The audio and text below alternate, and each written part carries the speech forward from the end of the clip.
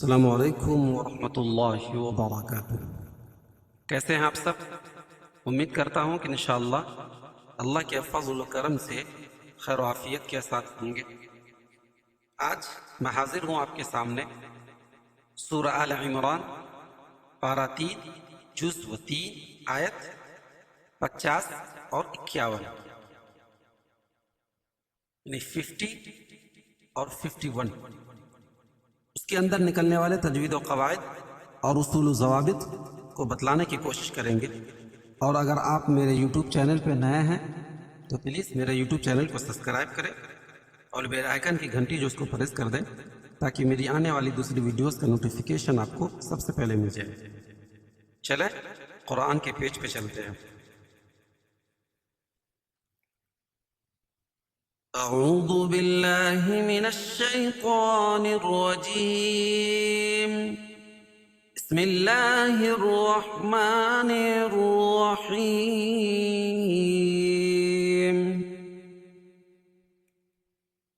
ومصدقا لما بین یدی من التوراة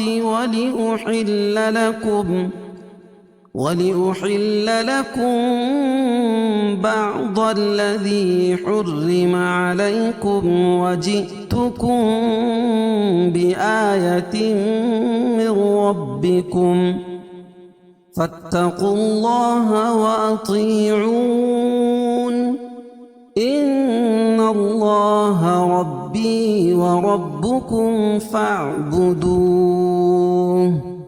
هذا صراط مستقیم۔ یہیں تک۔ اب اس کے اندر نکلنے والے تجوید و قواعد اور اصول و ضوابط کو بتلانے کی کوشش کریں گے۔ میں امید کرتا ہوں کہ آپ میری ویڈیوز کو دھیان سے دیکھ رہے ہوں گے اور سن رہے ہوں گے، اس لیے تاکہ آپ اس سے فائدہ اٹھا سکیں۔ جو آپ کو قرآن پڑھنے میں جو دشواریاں ہو رہی ہوگی، آپ اس ویڈیوز کو دیکھ کر انشاءاللہ ضرور دور کر رہے ہوں گے۔ چلیں۔ وَمُصَدِّقًا لِمَا بَيْنَ يَدَيَّ مِنَ التَّوْرَاةِ، صاد کو پر پڑھیں گے اور دال کے اوپر تشدید ہے، اس میں سختی ہوگی۔ صدقا لما، قاعدہ ہے کہ تنوین یا نون ساکن کے بعد، یہاں تنوین کے بعد ادغام بلا غنہ کے دو حرف لام اور را میں سے یہاں لام ہے، تو یہاں ادغام کریں گے لیکن غنہ نہیں کریں گے، قاف کا لام میں ادغام ہوگا۔ قل لما، ٹھیک ہے۔ لما الف مدہ بین یائلین ہے، یدی یہاں پر تشدید ہے تو دال کو یا میں سختی کے ساتھ ملائیں گے۔ من التورا، یہاں بھی تا کے اوپر تشدید ہے، تو واولین ہے اور را کے اوپر کھڑا زبر ہے، کھڑا زبر قائم مقام الف مدہ کے ہوتا ہے، اس کو ایک الف کے برابر کھینچ کے پڑھیں گے اور را کو پڑ پڑھیں گے۔ وَلِأُحِلَّ لَكُمْ بَعْضَ الَّذِي حُرِّمَ عَلَيْكُمْ، وَلِأُحِلَّ لَكُمْ، یہ لام کے اوپر تشدید ہے اور اس میں سختی کے حِلَّ لَكُمْ، میم ساکن کے بعد با آئے تو اخفاء شفوی ہوتا ہے، یعنی اس میں اخفا کر کے پڑھیں گے۔ لَكُمْ بَعْضَ الَّذِي، ضاد کو اوپر پڑھیں گے، کیوں؟ ضاد حروف مستعلیہ میں سے ہے۔ الَّذِي یا ساکن سے پہلے زیر ہے تو یا مدہ حُرِّمَ، رائے مشددہ کے نیچے زیر ہو تو رائے مشددہ باریک پڑھی جاتی ہے، حُرِّمَ۔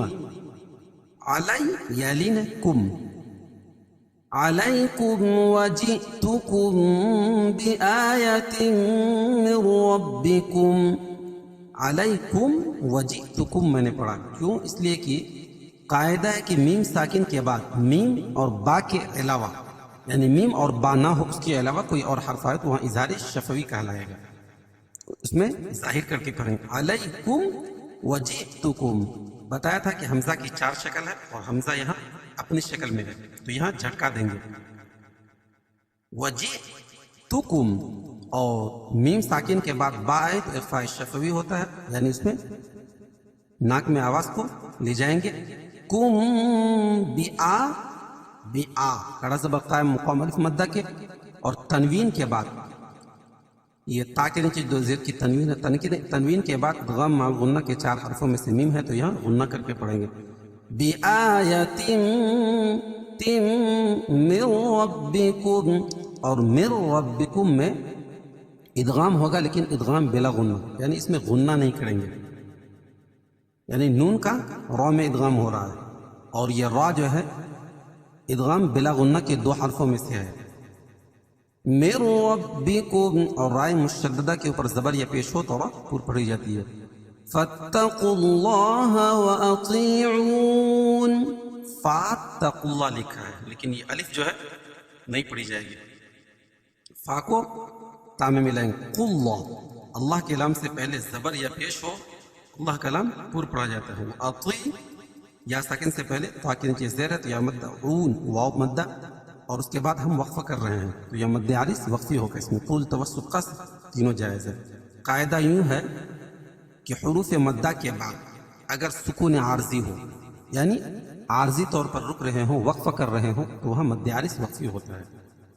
فاتقوا اللہ واطیعون ان اللہ ربی وربکم فاعبدوہ.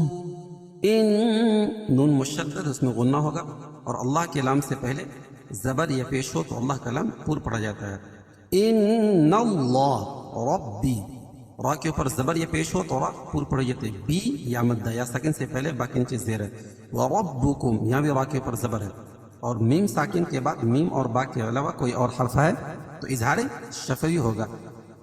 ربکم وربکم فاعبدوا لکھا ہوا تو فاعبدوا ہے، جب اس کو فا کو عین میں ملائیں گے تو یہ الف حذف ہو جائے گی. فاعبدوا، اور وقفہ کی صورت میں یہ مد عارض وقفی ہوگا. کیوں؟ اس لیے کہ حروف مدہ کے بعد عارضی طور پر وقفہ کر رہے ہوں، اور یہ ہا کے اوپر جو پیش ہے اس کو جزم لے کر آئیں گے، جیسے فاعبدوہ سے فاعبدوہ. هذا صراط مستقیم.